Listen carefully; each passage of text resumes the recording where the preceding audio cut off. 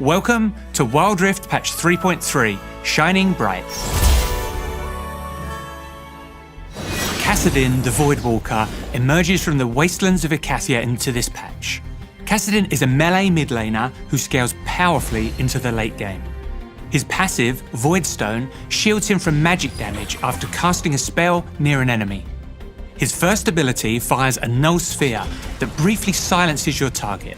If you're facing an enemy that relies on casting spells to deal magic damage, KASSADIN might be the pick for you. His second ability, Netherblade, empowers his next attack. You'll gain range, deal bonus damage, and restore mana if you hit a champion. Netherblade's cooldown resets on killing its target, so it's a good tool for securing farm in lane. KASSADIN's third ability, Force Pulse, deals magic damage and slows in a cone. It becomes more powerful after spells are cast nearby, so be sure to stack it up to make the biggest impact. His ultimate, Riftwalk, strikes fear into the hearts of squishy champions everywhere. KASSADIN blinks to a target location and damages nearby enemies. Casting it again within a few seconds deals more damage but costs double the mana. You'll have no problem taking down any teamfight stragglers as long as you keep an eye on your mana bar. Samira, the Desert Rose, is here to amp up your style in the Dragon lane. With a mix of melee and ranged attacks, Samira is for players who want to take risks and look good while doing it. Her passive, Daredevil Impulse, lets her stand toe-to-toe with other champions. When she's close enough, she'll change out her pistols for a short-range blade attack, which deals bonus damage.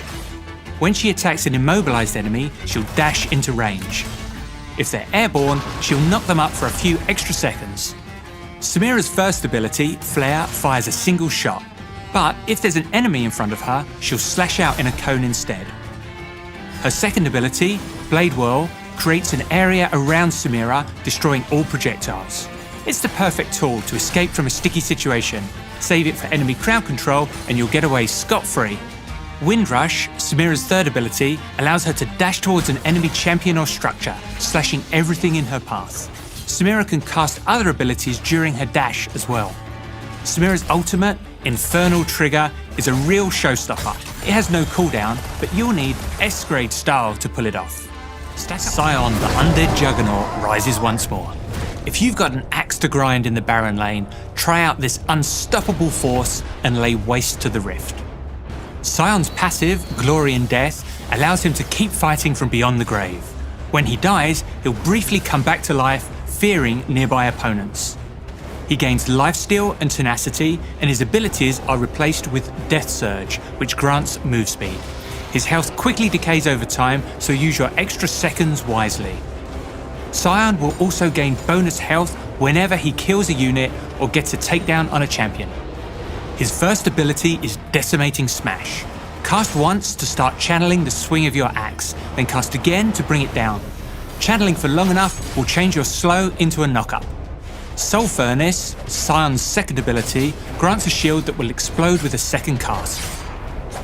His next ability, Roar of the Slayer, deals magic damage, slows, and reduces the armor of the first enemy hit. If it's a minion, they'll be knocked back, applying the same effects to all enemies in their path. Follow this up with Decimating Smash to easily set up a gank on your enemy laner.